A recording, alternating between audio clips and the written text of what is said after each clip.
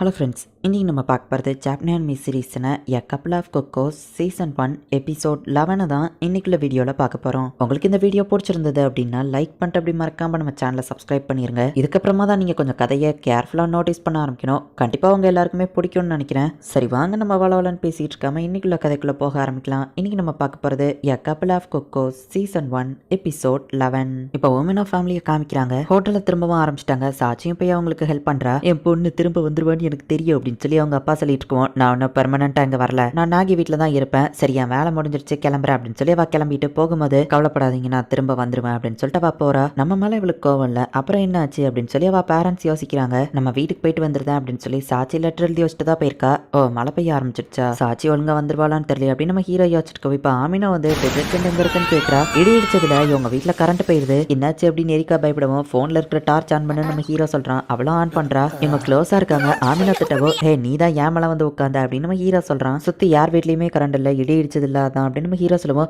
ஒருவேளை aliens attack ஆகிருக்குமோ அப்படின்னு சொல்லி எரிக்கா வந்து காமெடி பண்ணிட்டு இருக்கா. ஏலியன்ஸ் அட்டாக்லாம் இல்லை, அதெல்லாம் நார்மல் தான். சரி நான் என் ஃபோன் எடுக்கிறேன் நம்ம ஹீரோ மேலே போகவும், அது தனியாக விட்டு போவாத அப்படின்னு எரிக்கா முன்னாடி போறா. இந்த மாதிரி சுச்சுவேஷன்ல நீ எப்படி காமா இருக்க அப்படின்னு வா கேட்கவும், ஏன்னா இதெல்லாம் மக்களுக்கு நார்மல் தான் அப்படின்னு நம்ம ஹீரோ சொல்றான். என்னது ஏலியன் அட்டாக் பண்றது நார்மலா அப்படின்னு வா கேட்கறா. இது ஏலியன் அட்டாக் இல்லை அப்படின்னு நம்ம ஹீரோ சொல்றான். உனக்கு இதுல எக்ஸ்பீரியன்ஸ் இருக்கவோன்னு நான் நம்புறேன் அப்படின்னு வா சொல்றா. பட் பின்னாடி தெரியுறது நம்ம ஹீரோ பார்த்துட்டு டை எங்கடா பாக்குற அப்படின்னு சொல்லி பார்த்துட்டா. நம்ம ஹீரோ போன் எடுத்தா அதுல சார்ஜ் இல்ல, போனை சார்ஜ் போடணும்னு கூடவா உனக்கு தெரியாது அப்படின்னு சொல்லி எரிக்கா திட்டிட்டு இருக்கா. பார்த்தா அவ போன்லயே சார்ஜ் போயிடுது. நல்ல வேலை என்கிட்ட இந்த அரோமா தெரப்பி கேண்டில் இருந்துச்சுன்னு எரிக்கா அதை ஏத்துறா. உன்ட பவர் பாயிண்ட் இருக்கா நம்ம ஹீரோ கேட்கறான். அதோட சார்ஜரை நான் தொலைச்சிருவேனா, ஸோ நான் எப்போவும் புதுசு தான் வாங்குவேன் அப்படின்னு வா சொல்கிறா. ஆமாம் நாகி, இங்கே வந்ததுக்கப்புறம் உனக்கு லைஃப் எப்படி இருக்குன்னு கேட்கும். திடீர்னு ஏன் இந்த கொஸ்டின் அப்படின்னு நம்ம ஹீரோ கேட்குறான். எனக்கு இந்த இடத்துல இருக்கிறது லைஃப் ரொம்பவே ஃபன்னாக தான் இருக்குது. நான் உன்னை எப்போ ஃபஸ்ட்டு பார்த்தனோ அப்போலேருந்து என் லைஃப் ரொம்பவும் ஜாலியாக மாறிடுச்சு நாகி அப்படின்னு வா சொல்கிறா. இந்த வீட்டில் உன் கூட தங்குறேன், புது ஸ்கூலுக்கு மாறி இருக்கேன், புது ஃப்ரெண்ட் கிடச்சிருக்கா, என் சிஸ்டர் கூட நான் இருக்கிறேன், எல்லாமே ரொம்பவும் ஜாலியாக இருக்குது அப்படின்னு வா சொல்லவும், எனக்கும் அப்படிதான் ஜாலியாக தான் இருக்குது அப்படின்னு நம்ம ஹீரோ சொல்லவும், கீழே ஒரு எலக்ட்ரிக் லேம்ப் இருக்குது, நீ போய் அதை எடுத்துட்டு வா அப்படின்னு வா சொல்கிறா. நம்ம ஹீரோ கேண்டில் எடுத்து போகவும், அச்சோ எனக்கு இருட்டில் பயமா இருக்கும் அப்படின்னு சொல்லி எரிக்காத எடுத்துக்கிட்டா. இப்போ நம்ம ஹீரோ இருட்டிலேயே போய் அதை தேடுறான்.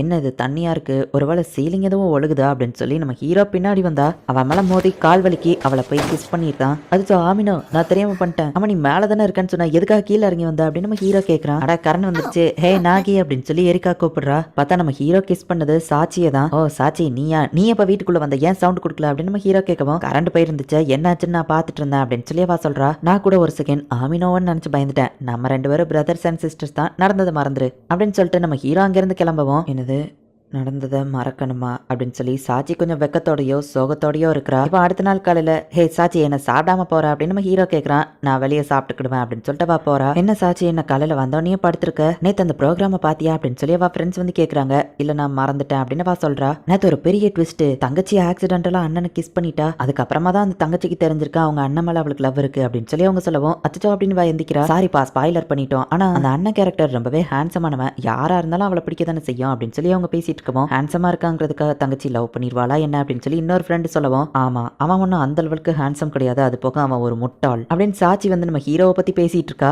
அப்படின்னு சொல்லி அவ பெஞ்சை போட்டு அடிக்கவா, அச்சோ இவளுக்கு என்னாச்சு அப்படின்னு சொல்லி மத்தவங்க பாக்குறாங்க. மார்க்கெட்டுக்கு போனா கறியோட ரேட் அதிகமா இருக்கு, இப்ப டிஸ்கவுண்ட்ல சில விஷயங்களை கொடுக்குறாங்க, அதை போய் நம்ம ஹீரோ வாங்குறான். இப்ப நம்ம ஹீரோ சமைச்சிட்டு, ஹே சாச்சி உனக்கு பிடிச்ச கறி ரைஸ் பண்ணிருக்கேன் அப்படின்னு நம்ம ஹீரோ கூப்பிட்டா. அவ ரூமை விட்டு அவ வர மாட்டேங்கிறா. உனக்கு ரொம்ப பிடிச்ச ஈல் ஃபிஷ் எல்லாம் ஆட் பண்ணிருக்கான், வந்து சாப்பிடு அப்படின்னு நம்ம ஹீரோ கூப்பிடுறான். ஆனா அவ கதவையே திறக்கல. இவளுக்கு என்னாச்சு அப்படின்னு நம்ம ஹீரோ யோசிச்சிட்டு இருக்கான். ஆமினா அங்க வந்துருதா, சரி சாப்பிடலாமா அப்படின்னு சொல்லி வந்தவொடனே ஆமினா அதை சாப்பிட்டு இது வேற லெவல்ல இருக்கு அப்படின்னு எரிக்கா சொல்லவும், சாட்சியை நான் சாப்பிட கூப்பிட்டேன் அவ வர மாட்டேங்கிறா அப்படின்னு நம்ம ஹீரோ சொல்றான். நீ தான் ஏதாச்சும் பண்ணிருப்பான்னு ஆமினா சொல்லவும், நான் அவளை எதுவுமே பண்ணல, யோசிச்சு பார்த்தா அவ தான் என் ஐஸ்கிரீமை சாப்பிட்டுட்டா, என் பணம் எல்லாத்தையும் செலவு பண்ணிட்டா, ரோம போட்டுட்டு கோவத்துல இருக்க வேண்டியது நானு, ஆனா நல்லா யோசிச்சு பார்த்தா நேற்று நைட்டு அப்படின்னு சொல்லி நம்ம ஹீரோ அதை எல்லாத்தையுமே ஆமினா கிட்ட சொல்கிறான். நாகி நீ பெரிய தப்பு பண்ணிட்ட அப்படின்னு சொல்லி அவ சொல்லவோ, என்னது நான் என்ன தப்பு பண்ணியிருக்கேன் அப்படின்னு நம்ம ஹீரோ கேட்குறான். செக்ஸி டீச்சர் அப்படின்னு சொல்லி எரிக்கா காஸ்டியூமை மாற்றிட்டு வந்துருதா, நீ அவளை என்ன ஒரு குழந்தை தங்கச்சியாவே பார்த்துட்டு இருக்கேன்னு சொல்லவும், அதில் என்ன பிரச்சனை நம்ம ஹீரோ கேட்குறான். அதுதான் பிரச்சனையே, நீ அவளை என்ன குழந்தையாவே பார்த்துட்டு இருக்க, ஆனால் அவள் ஒரு அடல்ட் அப்படின்னு எரிக்கா சொல்லவும், அவன் எனக்கு குழந்தை மாதிரி தான், சின்ன வயசுல இருந்து அவள் கூடவே தானே நான் வளர்ந்துருக்கேன் அப்படின்னு நம்ம ஹீரோ சொல்லவும், அப்படின்னா இப்போ உங்க ரெண்டு பேராலையும் ஒன்னா குளிக்க முடியுமான்னு கேட்குவோம். அது எப்படி முடியும் நம்ம ஹீரோ சொல்கிறான். பத்தியா நீங்கள் ரெண்டு பேரும் ஒன்னா குளிக்கிறது நினைக்கிறது உனக்கு எந்த மாதிரியோ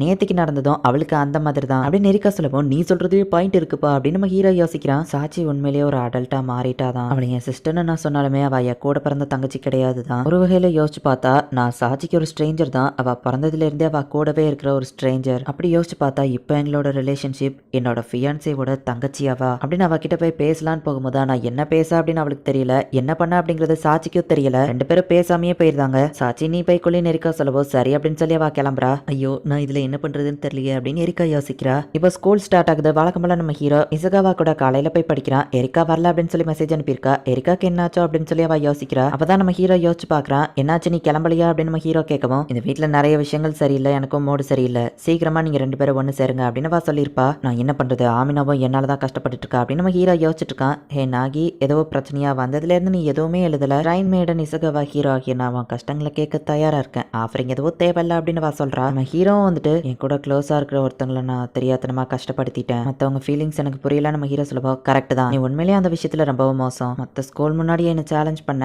எனக்கு என்கேஜ் ஆயிடுச்சுன்னு சொல்லியுமே கூட நீ என்ன விடல. ஆனா ஓமினோ உன்கிட்ட பிடிச்சதே எனக்கு அதுதான். நீ உன் மைண்ட்ல தோன்றத ஹானஸ்டா சொல்ற, நீ நீயாவே இரு அப்படின்னு சொல்லி அவ சொல்றா. நம்ம ஹீரோ சரி ஓகே அப்படின்னு சொல்லி கொஞ்சம் மைண்ட் ரிலாக்ஸ் ஆகுறான். என்ன பண்றது அப்படின்னு சொல்லி சாச்சி யோசிச்சுக்கிட்டே இருக்கா. அப்ப நம்ம ஹீரோ வரான். சாச்சி உன்கிட்ட கொஞ்சம் பேசணும், அன்னைக்கு நடந்ததுக்கு நான் சாரி கேட்டுக்கிடுறேன். அது ஆக்சிடென்டலா நடந்தாலுமே கூட நான் அந்த மாதிரி ரியாக்ட் பண்ணிருக்க கூடாது, தப்பு ஏன் மேலதான். நான் உன்னை கஷ்டப்படுத்தி இருந்தா மன்னிச்சிரு. நீ எப்பவுமே என் சிஸ்டரா தான் இருப்பாங்கிறதுனால நான் உன்னை குழந்தைத்தனமாவே ட்ரீட் பண்ணிட்டு இருந்தேன். பட் இப்போ டைம் வந்துடுச்சு, நீ ஒரு அடல்ட்டுங்கிறத நான் புரிஞ்சுக்கிட்டேன். இனிமே ஒன்னு அடல்ட் மாதிரி ட்ரீட் பண்றேன் அப்படின்னு நம்ம ஹீரோ சொல்லுவான். அவ கதவை திறக்கவும் நம்ம ஹீரோ தலையில முட்டிடுது. எனக்கு பசிக்குது சாப்பிடலாமா அப்படின்னு அவ கேட்கறா. சாச்சியும் நம்ம ஹீரோவும் ஒன்னு சேர்ந்துட்டாங்க. என்ன பண்ணிட்டு இருக்கேன்னு எரிக்கா கேட்கறா. தூங்குறதுக்கு முன்னாடி கொஞ்சம் ஸ்ட்ரெச் பண்றேன், நைட் நான் நிம்மதியா தூங்குவேன் சாச்சி சொல்லவும் கொஞ்சம் வளராம தூங்கு அப்படின்னு எரிக்கா சொல்றா. இந்த இடத்துல இந்த எபிசோட் முடியுது. ஒரு வகையில சாச்சியோட பெர்ஸ்பெக்டிவ்ல யோசிச்சு பார்க்கும்போது நம்ம ஹீரோ வந்துட்டு உண்மையிலேயே அவளோட கூட பிறந்த பிரதர் கிடையாது. அண்ட் இப்போ இருக்கிற சிச்சுவேஷன்ல சாட்சியை பொறுத்தளவு தன்னோட அக்காவை கட்டிக்கிட போற மாப்பிள்ள தான் வந்துட்டு நம்ம ஹீரோ. பிறந்ததுல இருந்து நம்ம ஹீரோவா கூடவே இருந்தாலுமே கூட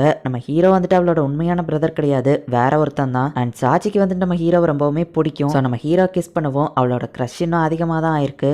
இதுக்கப்புறமா தான் நீங்கள் எதிர்பார்க்காத நிறைய லெவல் ட்விஸ்ட் உங்களுக்காக காத்துக்கிட்டு இருக்கு. ஸோ மிஸ் பண்ணாமல் பார்த்து என்ஜாய் பண்ணுங்க. அண்ட் உங்களுக்கு இந்த வீடியோ பிடிச்சிருந்தது அப்படின்னா லைக் பண்ணிட்டு அப்படி மறக்காம நம்ம சேனலை சப்ஸ்கிரைப் பண்ணிருங்க. தேங்க்யூ ஃபார் வாட்சிங். Bye guys. நெக்ஸ்ட் எபிசோட்ல மீட் பண்ணலாம்.